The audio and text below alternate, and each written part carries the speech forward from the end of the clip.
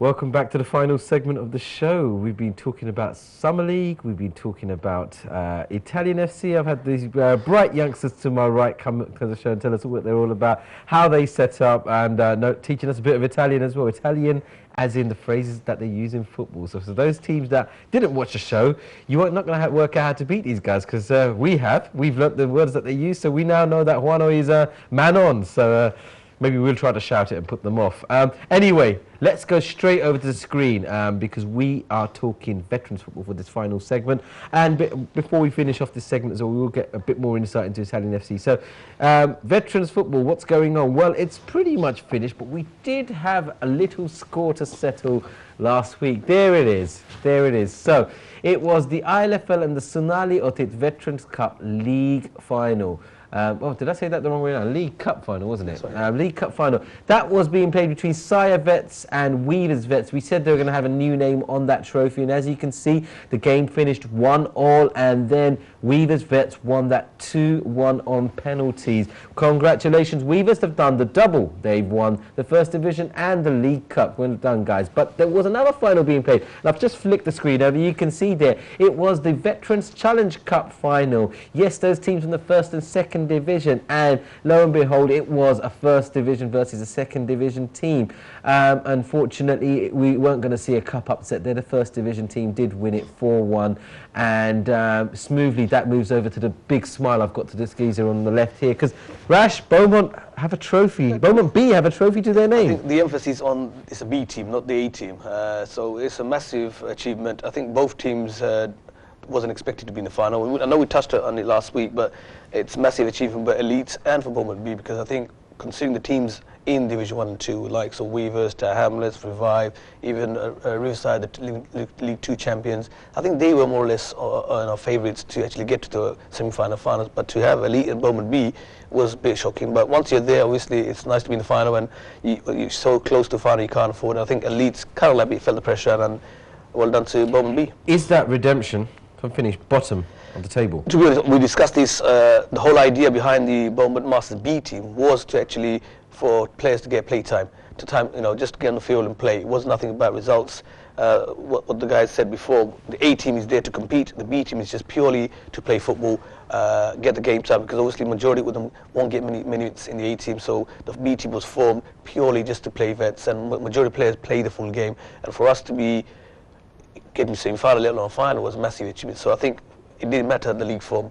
I think it's about playing every day, because I think I played every single game, and a few times was sub, but I played all weeks, most of the games, and most of the players, like sort of Aziz, Zach, Kabir, Hawk, Fortik, they all played majority games every week in, week out. And I think that's the key behind it, is to getting the play time and keep the fitness, enjoying. And I think because we enjoyed, we managed to get the final and won the cup itself. But as I said, it's the B team. So A team is there to compete against the Premiership big boys, but for us it's just a matter of enjoying ourselves and participating week in, week out. I think that brings me on to telling other vets team, if you got a big squad like Beaumont, we have over 30 vets players, it's no point having one team.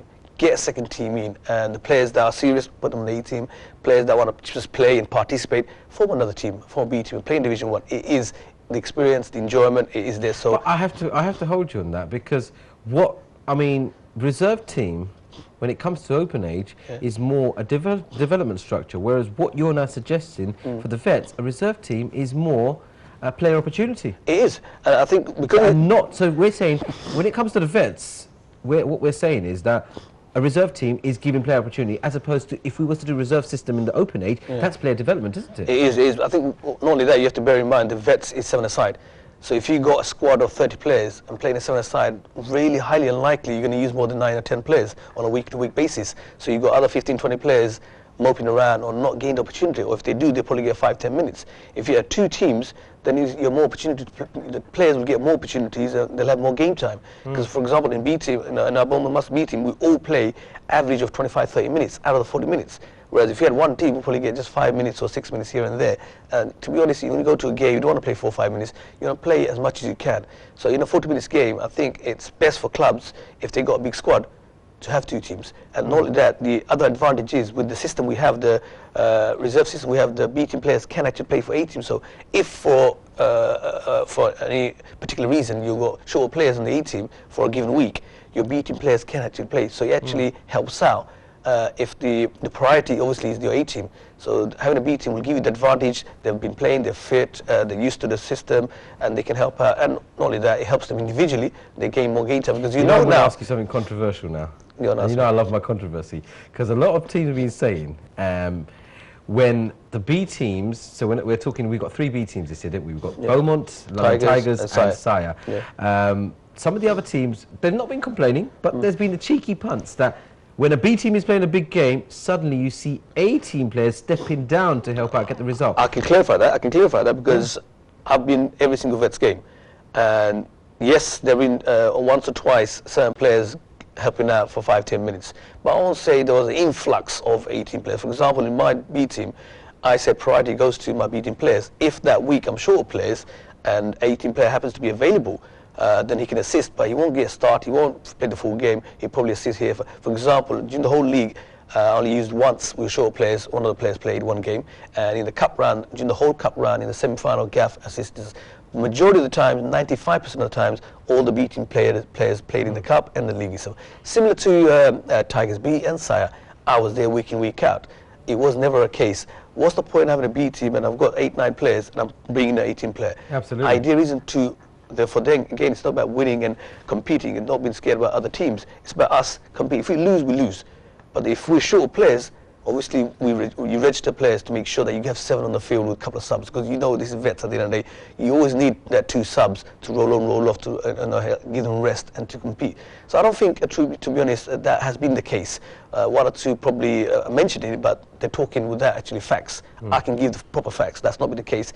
And if it happens to be, it's down to clubs. You know, if your club has only 1 team and you've got so many players, you could have formed a B team. Instead of whinging and complaining, why don't you enter your B team and use the same ethos or same system? It's there for you to take advantage. You know, bringing new players or new vets, you've got a bigger squad, give everyone a chance. So I think that's the way I look at it, is giving more opportunity to more players to play. There you guys have heard it from Rash.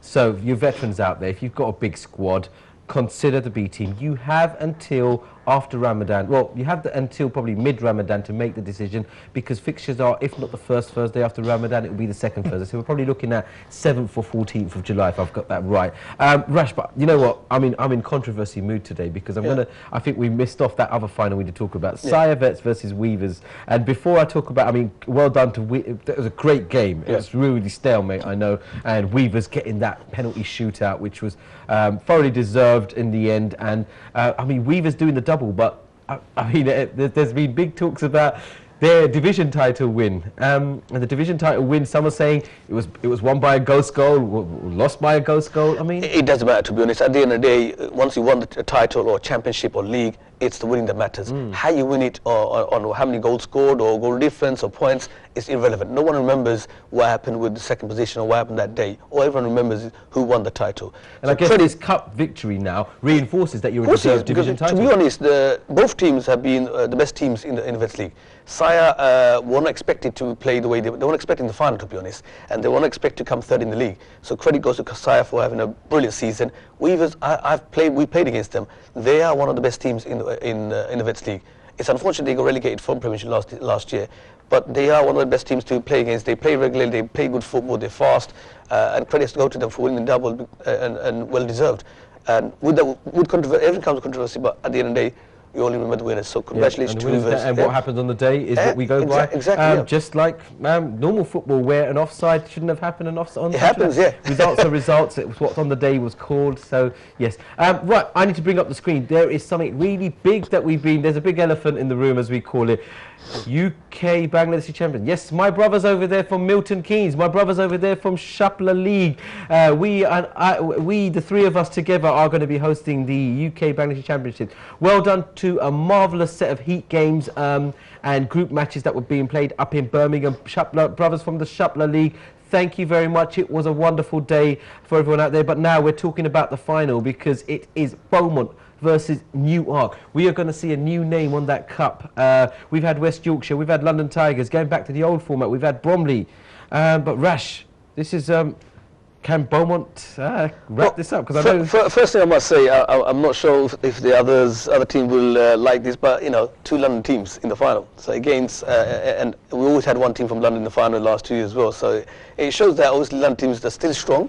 They are favourites before the league starts, and I think that's a credit and acknowledgement of both London teams getting to the final. It should be a cracking game. Both teams got a lot of history behind them, established for a number of years. I actually played for Newark back in the days. I played for them for 8 years.